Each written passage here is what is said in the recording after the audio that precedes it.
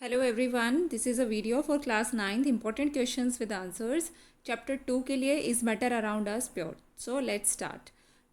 First question is define mixture. So a mixture is a substance which consist of two or more elements or compounds not chemically combined together. तो mixture क्या होता है? वो एक ऐसा substance होता है जिसके अंदर दो या दो से ज़्यादा एलिमेंट्स या कंपाउंड्स को केमिकली कंबाइन नहीं किया गया होता है. एक नॉर्मल मिक्सचर होता है ये. ठीक है. Air is a mixture of gases like oxygen, nitrogen, argon, carbon dioxide and water vapour. तो हमारी जो एयर है जिसमें हम सांस ले रहे हैं वो भी बहुत सारी गैसेस का एक मिक्सचर है. अब बात आती है कि सब्सटेंस क्या होता है. तो सब्सटेंस क्या है बेटा? A substance is a pure single form of a matter. ये एक मैटर की प्योर सिंगल फॉर्म होता है. अब मैटर जो है वो क्या हो सकता है? मैटर तीन तरह के हो सकते हैं. या तो वो लिक्विड हो सकता है, या वो सॉलिड हो सकता है, ठीक है, या फिर वो गैसियस फॉर्म में हो सकता है, गैस हो सकता है. तो ये मैटर में से किसी एक सिंगल फॉर्म का सब्सटेंस जो मैटर होता है वो सब्सटेंस होता है. आगे बढ़ते हैं. अब आपको क्वेश्चन मिलता है कि right the differences between mixture and compounds. तो इसके बीच में जब आप डिफरेंस लिखेंगे तो सेम ऐसे ही लिखेंगे. ठीक है, एक तरफ मिक्सचर एक तरफ कंपाउंड और फिर पॉइंट्स लिखेंगे. तो सबसे पहले डेफिनेशन, एग्जाम्पल, ऐसे कुछ पॉइंट्स लिख सकते हैं. Elements or compounds just mix together to form a mixture and no new compound is formed. तो यहाँ पे क्या है? मिक्सचर में दो एलिमेंट्स हो गए या कोई कंपाउंड हो गए, वो आपस में मिक्स हो जाते हैं बस. ठीक है, उसमें कोई नया कंपाउंड नहीं बनता है. लेकिन कंपाउंड में क्या होता है कि दो और ज़्यादा एलिमेंट्स जो हैं वो मिक्स हो जाते हैं और एक नया कंपाउंड बना देते हैं. मिक्सचर के अंदर वेरिएबल कॉम्पोजिशन होती है, लेकिन कंपाउंड के अंदर जो कॉम्पोजिशन होती है वो हमेशा फिक्स होती है. मैं आपको बताऊं, जैसे कि मैंने दाल और चावल ले लिए. ठीक है, थोड़ी दाल ले ली मैंने और उसमें थोड़े से चावल डाल दिए. तो उसमें क्या है कि एक फिक्स्ड क्वांटिटी नहीं है. लेकिन एक कंपाउंड में, जैसे कि वाटर है, वाटर एक कंपाउंड है. किस किस का कंपाउंड है? हाइड्रोजन और वाटर का है. अब इसमें हाइड्रोजन टू एटम होते हैं और ऑक्सीजन का एक एटम होता है. ठीक है, तो इनका रेशियो क्या रहेगा? हमेशा सेम रहेगा. ये अलग नहीं होगा, ये फिक्स्ड रहेगा. इसका मतलब ये है. चलिए आगे देखते हैं. It shows the property of the it shows the properties of the constituent substances and new compound जो बनेगा वो टोटली डिफरेंट प्रॉपर्टी को शो करता है. अब जो मिक्सचर है उसके अंदर दाल और चावल मिलाए गए हैं, तो दाल और चावल दोनों का उसमें टेस्ट आएगा, यानी कि वो दाल और चावल दोनों की प्रॉपर्टीज़ को शो कर रहा है. लेकिन कंपाउंड के केस में एक नया सब्सटेंस बन जाता है और फिर वो बिल्कुल डिफरेंट डिफरेंट प्रॉपर्टी शो करते हैं. Constituent can be separated Fairlie easily by physical method. Mixture के अंदर हम क्या कर सकते हैं? फिजिकल मेथड से उनको सेपरेट कर सकते हैं. उसके जो कॉन्स्टिट्यूएंट्स हैं ना उनको सेपरेट कर सकते हैं. देखो, हर क्वेश्चन में ना कुछ वर्ड्स होते हैं. उन वर्ड्स को अगर आप याद रखोगे ना तो वहाँ पे जब आप एग्जाम दोगे ना तब आपको सब कुछ याद आने लगेगा. तो अगर आप ये बात याद कर लो कि फिजिकल मेथड से उनको सेपरेट किया जा सकता है, फिर आप आराम से लिख सकते हो कि दाल और चावल है, उनको मैं बीन कर सेपरेट कर सकती हूँ, छान कर कभी, है ना. लेकिन कंपाउंड के केस में क्या होता है बच्चों? कंपाउंड के केस में constituent can be separated by only chemical और इलेक्ट्रोकेमिकल रिएक्शन. तो सिर्फ केमिकल रिएक्शन से ही उनको अलग कर सकते हैं, अदरवाइज उन्हें अलग नहीं किया जा सकता. चलिए आगे बढ़ेंगे. तो एक और क्वेश्चन आता है. इनमें से आपसे पूछा जा सकता है कि सॉल्यूशन और कोलाइड में डिफरेंस बताओ, या कोलॉइड या सस्पेंशन में डिफरेंस बताओ. ये तीन तरह के आपको क्वेश्चंस इसमें से देखने को मिल जाते हैं. जैसे कि सॉल्यूशन और सस्पेंशन में बताओ. तो यहाँ तीनों की मैंने प्रॉपर्टीज़ लिख दी हैं, आप इनमें ऐसे करके याद कर सकते हो. देखो, सॉल्यूशन की प्रॉपर्टीज़ क्या क्या हैं कि इसका जो साइज़ होता है वो 0.1 से लेके 1 नैनोमीटर तक होता है, यानी कि बहुत ज़्यादा छोटा है. इसके बाद कोलाइड्स के जो पार्टिकल होते हैं, इनके अंदर सब छोटे छोटे पार्टिकल्स होते हैं. उन पार्टिकल्स का साइज़ क्या होता है? 2 से लेकर 1000 नैनोमीटर तक होता है. लेकिन सस्पेंशन में क्या है? The size of the particle is larger than 1000 nanometre. अब सबसे बड़ा साइज़ किसका होता है? इसका सबसे छोटा होता है, फिर इसका होता है, फिर सस्पेंशन में बड़े बड़े पार्टिकल्स होते हैं, यानी कि 1000 नैनोमीटर तक के पार्टिकल्स होते हैं. Particles can not be seen with low power of microscope. इसके जो पार्टिकल्स हैं सोल्यूशन के, वो बिल्कुल भी शो नहीं हो पाते. माइक्रोस्कोप से भी देखो तब भी नज़र नहीं आते. तो particles can not be seen with low power microscope. इसके भी नहीं नज़र आते, इसके भी छोटे रह जाते हैं. लेकिन सस्पेंशन में क्या होता है कि लो पावर माइक्रोस्कोप से इनको देखा जा सकता है, इनके पार्टिकल्स को. ये जो सोल्यूशन होते हैं ये होमोजीनियस होते हैं. ठीक है, इसमें पता ही नहीं चलेगा. जैसे कि हमने सोल्यूशन बना लिया चीनी का और पानी का, तो उसमें पता चलेगा क्या? नहीं पता चलेगा. इसका मतलब कैसा सोल्यूशन है? वो होमोजीनियस है, उसमें चीनी पता ही नहीं चल रही. अब कोलाइड्स भी जो है होमोजीनियस सोल्यूशन है, लेकिन जो एक सस्पेंशन होता है उसके पार्टिकल्स दिख जाते हैं. तो कई बार नेकेड आई से भी शो हो रहे हैं, तो इसका मतलब ये हेट्रोजेनस सोल्यूशन है. ओके, आगे बढ़ते हैं. यहाँ पे ट्रू सोल्यूशन, कोलाइडल सोल्यूशन और सस्पेंशन के पार्टिकल्स का मैंने डायग्राम शो करा है. तो इसमें आप थोड़ा सा अंदाज़ा लगा पाओगे कि इनके जो पार्टिकल्स हैं ना उनके कैसे क्या क्या साइज़ हो सकता है। देखो ट्रू सोल्यूशन में बिल्कुल छोटे छोटे हैं, फिर कोलॉइडल में इतने थोड़े से बड़े हो जाते हैं, और फिर जाके यहाँ पर सस्पेंशन में थोड़े ज़्यादा बड़े हो जाते हैं। ठीक है, ये एक आइडिया देने के लिए यूज़ किया था। अच्छा, अब क्वेश्चन क्या आते हैं कि आपको ना ये कुछ एग्जांपल्स दिए गए हैं, आपके एनसीईआरटी से ही मैंने लिया है इसको। तो ये जो कुछ एग्जांपल्स दिए गए ना, इन सबको आपने याद रखना है। इसमें से 2-4 तो बहुत ज़्यादा इंपॉर्टेंट है। कई बार पूछा जाता है कि क्लाउड्स जो हैं वो किस किस से मिलकर बने हुए हैं, है ना।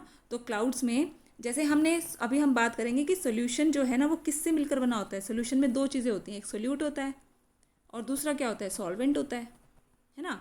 तो सोल्यूट क्या है और सॉल्वेंट क्या है, इसमें देखो हमें कभी भी कोई सोल्यूशन बनाना होता है तो हम एक लिक्विड ले लेते हैं, जनरली हमारे दिमाग में यही आता है, और उसके बाद फिर हम एक सॉलिड जो है चीज़ उसके अंदर मिक्स करते हैं। जैसे हमने वाटर ले लिया और यहाँ पे हम शुगर डाल रहे हैं, तो वाटर क्या है, एक सॉल्वेंट है, क्योंकि इसके अंदर हम घोलेंगे, और क्या घोलेंगे वो क्या है, वो सोल्यूट है, यानी कि शुगर क्या है, सोल्यूट है। तो इसी प्रकार डिस्पर्स्ड फेस और डिस्पर्सिंग मीडियम होता है। अब इसमें देखो फॉग है, फॉग एक एग्जाम्पल है, ये एरोजोल का एग्जाम्पल है। अभी मैं बताऊंगी आपको कि एरोजोल, फॉर्म, इमल्शन और जेल ये सब क्या होते हैं, है ना। देखो एरोजोल क्या है, फॉग, क्लाउड, मिस्ट। अगर आपसे क्वेश्चन पूछा जाए कि एरोजोल के आप एग्जाम्पल दो तो आप लिख सकते हो। ठीक है, अगर आपसे पूछा जाए कि फॉग के क्या क्या पार्ट्स होते हैं, इसका डिस्पर्स्ड फेस क्या है, इसका डिस्पर्सिंग मीडियम क्या है, तो आप बोलोगे कि लिक्विड और गैस से मिलकर बना होता है। ओके, ऐसे ही क्लाउड होते हैं, लिक्विड और गैस होता है उसके अंदर। अब स्मोक, ऑटोमोबाइल एग्जॉस्ट, यानी कि जो धुआं होता है वो भी एक एरोजोल का एग्जाम्पल है, जिसके अंदर सॉलिड और गैस होता है। शेविंग क्रीम जो है वो एक फोम है जिसके अंदर गैस और लिक्विड होता है। ठीक, मिल्क है, फेस क्रीम है, ये इमल्शंस हैं, दोनों लिक्विड लिक्विड होते हैं। और मिल्क ऑफ मैग्नीशिया और जो मड यानी कि कीचड़ जो होता है वो एक सोल है, और सॉलिड और लिक्विड, यानी कि इसमें से आपने क्या क्या याद करना है। देखो ये जेली है, चीज़, बटर, ये वाले एग्जाम्पल, इनके बारे में क्वेश्चन पूछा जाता है, फोग, क्लाउड, मिस्ट, ऐसे क्वेश्चंस में से आप इनके आंसर आराम से कर सकते हो। तो इस टेबल को आप पढ़ के जाना, याद कर लेना। ओके, चलो एरोजोल क्या होता है ये देखो, इसकी डेफिनेशन करने की ज़रूरत नहीं है, बस समझाने के लिए था। अगर आपको डिटेल में चाहिए तो मैं बाद में बनाऊंगी। चलिए आगे चलेंगे। So what is diffusion, diffusion क्या होता है, देखो इंपॉर्टेंट है। Diffusion is the movement of a substance from an area of high concentration to an area of low concentration.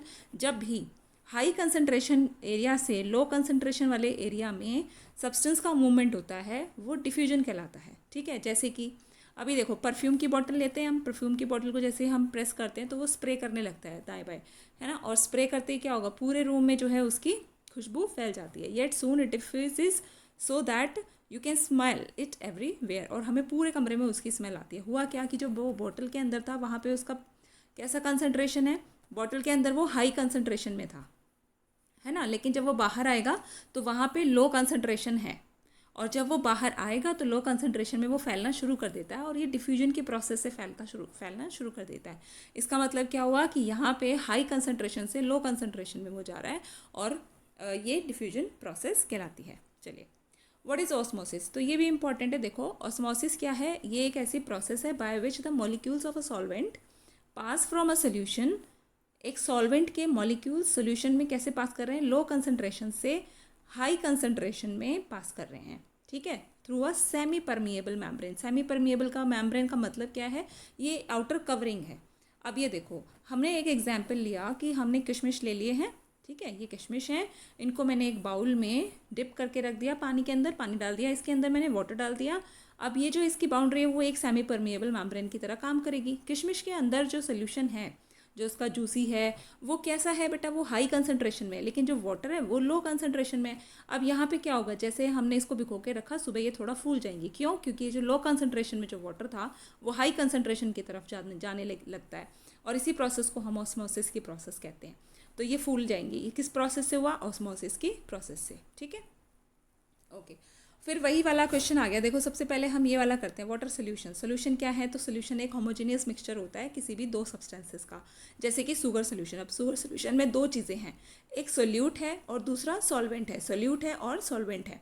Solvent क्या, अभी मैंने बात की थी, ये वाटर है इसके अंदर, और सोल्यूट क्या है, शुगर है। ठीक है, तो ये भी क्वेश्चन आ जाता है कई बार कि आप सोल्यूट और सॉल्वेंट को डिफाइन करो। तो the substance which is dissolve in a liquid to make a solution is called solute. जिस सब्सटेंस को हम सोल्यूशन के अंदर डिजॉल्व करते हैं वो सोल्यूट होता है, और जो लिक्विड हम यूज़ करते हैं, the liquid in which solute is dissolve, जिसके अंदर सोल्यूट को डिजॉल्व किया जाएगा उस लिक्विड को हम क्या बोलते हैं, सॉल्वेंट बोलते हैं। ठीक, आगे बढ़ेंगे। व्हाट इज टिंडल इफेक्ट, ये भी बहुत इंपॉर्टेंट है। देखिए टिंडल इफेक्ट क्या है बेटा, इसको समझिए। Tyndall effect is the phenomena, ये बहुत इंटरेस्टिंग फिनोमिना है। इट इज ए फिनोमिना, एक प्रोसेस है ये, in which the particles in a colloid scatter the beams of light that are directed at them. इसमें क्या होता है कि जो कॉलॉइड होता है ना, जो पार्टिकल्स होते हैं किसी भी सोल्यूशन के अंदर, वो क्या करते हैं, लाइट रे जब हम फेंकते हैं ना, उसके ऊपर लाइट रे डालते हैं उनके ऊपर, तो वो क्या करते हैं, इधर उधर स्केटर करते हैं। तो ऐसा ये हमारे तीन तरह के यहाँ पे हमने सोल्यूशन ले रखे हैं। देखो, सोल्यूशन है, कोलॉइड है, और तीसरा क्या है, सस्पेंशन है। अब तीनों में अलग अलग तरह से होता है। इस सोल्यूशन के अंदर ये ट्रू सोल्यूशन जो है, जब इसमें लाइट बीम हम डालते हैं ना, तो वो बिल्कुल भी विजिबल नहीं होती, दिखाई नहीं देती, क्योंकि इसके जो पार्टिकल्स हैं बहुत नन्हे होते हैं। एग्जाम्पल क्या हो सकता है, सिंपल वाटर हो सकता है इसका एग्जाम्पल बेटा, ठीक। सेकेंड केस में देखो, कॉलॉइड है, इसमें लाइट बीम जो है ना वो बिल्कुल विजिबल होती है। वेरी गुड, ये ना बहुत अच्छे से इसमें विजिबल होती है, क्योंकि जैसे हमने पानी में थोड़ा सा मिल्क डाल दिया है, ये कॉलॉइड बन गया। अब इसमें जब आप डालोगे तो लाइट बीम जो देखो विजिबल होगी। इसी प्रकार सस्पेंशन में भी विजिबल होती है, इन दोनों में विजिबल होती है, लेकिन इसमें विजिबल नहीं होती लाइट बीम। यहाँ पर भी विजिबल है, जैसे कि एक सस्पेंशन बनाया हुआ है वाटर में थोड़ा सा फ्लोर मिला के, यानी कि आटा मिलाकर एक सस्पेंशन बना लिया, इसमें से भी लाइट बीम जो है, वो लाइट रेज जो है देखो विजिबल रहेंगी। ओके, ये है टिंडल इफेक्ट। तो आप ऐसे ना सिंपल सा डायग्राम भी बना सकते हो। आपने वाटर डाल दिया इसके अंदर ऐसे करके, और यहाँ पे एक टॉर्च बना देना, कोई ज़रूर वो नहीं है, मुश्किल नहीं है, ठीक है। अब इसमें नाम लिख दो। अगर आपसे पूछा गया भाई टिंडल इफेक्ट कॉलॉइड में कैसे होता है, इसके नीचे कॉलॉइड लिख देना, और यहाँ पे लाइट बीम जो है वो विजिबल होगी। ओके, ऐसे ही सस्पेंशन में भी होगा। अब नेक्स्ट क्वेश्चन क्या आता है कि right the names of a liquid metal and a liquid non metal.